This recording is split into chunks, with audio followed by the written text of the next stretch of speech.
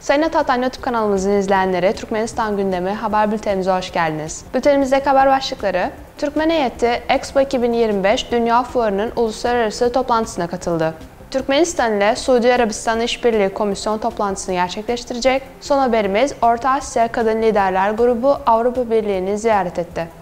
İlk haberimiz, Türkmen heyeti Expo 2025 Dünya Fuarı'nın uluslararası toplantısına katıldı. 14-16 Kasım 2023 tarihleri arasındaki dönemde Ticaret ve Dış Ekonomik İlişkiler Bakanı Göçmen Allayev başkanlığındaki Türkmenistan heyeti, Japonya'nın Osaka şehrinde düzenlenen Expo 2025 Dünya Fuarı'nın katılımcılarının toplantısına iştirak etti.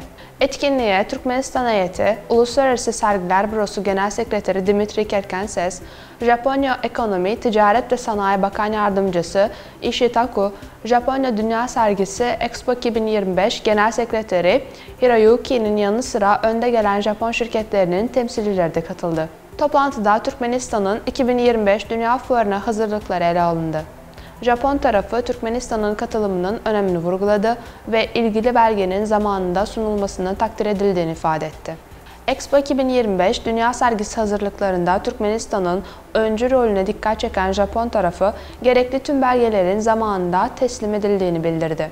Bu, Türkmenistan'ın uluslararası etkinliklerde önemli bir katılımcı olarak statüsünü vurguluyor ve iki ülke arasındaki ortaklığı güçlendiriyor. Sıradaki haberimiz, Türkmenistan ile Suudi Arabistan İşbirliği Komisyon toplantısı gerçekleştirecek. Türkmenistan ile Suudi Arabistan Hükümetler Arası Ticaret ve Ekonomik İşbirliği Komisyonu'nun 7. toplantısının tarihi konusunda anlaşmaya vardı. Çevrimiçi olarak gerçekleştirilen iki ülke hükümet üyeleri düzeyindeki görüşmelerde Türkmenistan Devlet Başkanı'nın Suudi Arabistan'a gerçekleştirdiği çalışma ziyareti kapsamında Körfez ve Orta Asya Arap Devletleri Konseyi'nde alınan kararlar değerlendirildi.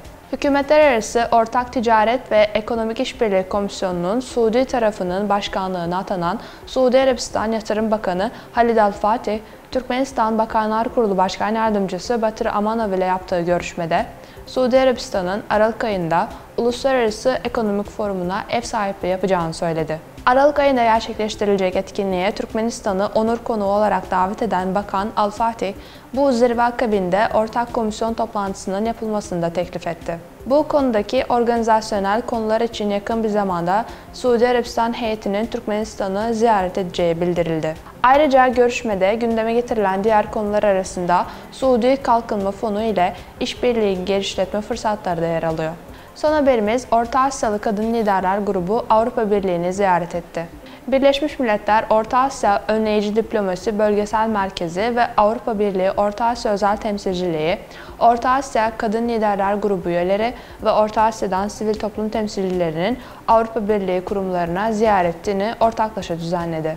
13-15 Kasım tarihlerinde süren ziyaret, kadınların siyasi, ekonomik ve sosyal katılımını artırmak amacıyla 2020 yılında başlatılan Orta Asyalı Kadın Liderler Forumu kapsamında düzenlendi. Ziyaret sırasında heyetin kadın liderlerden oluşan grubu, Avrupa Dış Eylem Servisi, Avrupa Komisyonu, Avrupa Parlamentosu'ndan üst düzey yetkililer ve uzmanlarla ve Avrupa Konseyi Başkanlık Ofisi temsilcileriyle toplantılar gerçekleştirdi. Görüşmelerde Orta Asya ve Avrupa Birliği'nde toplumsal cinsiyet eşitliği politikalarının uygulanmasına ilişkin çok çeşitli konular ele alındı ve bu konularda bölge içi işbirliğinin geliştirmenin yolları da araştırıldı.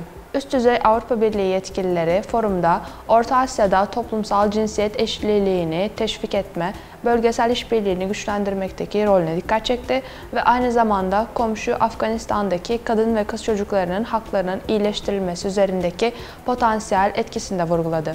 Sayın Atatan YouTube kanalımızın izleyenleri, Türkmenistan ile ilgili Türkçe haberlerimizi atatanturkmenistan.com haber sitemizden takip edebilirsiniz.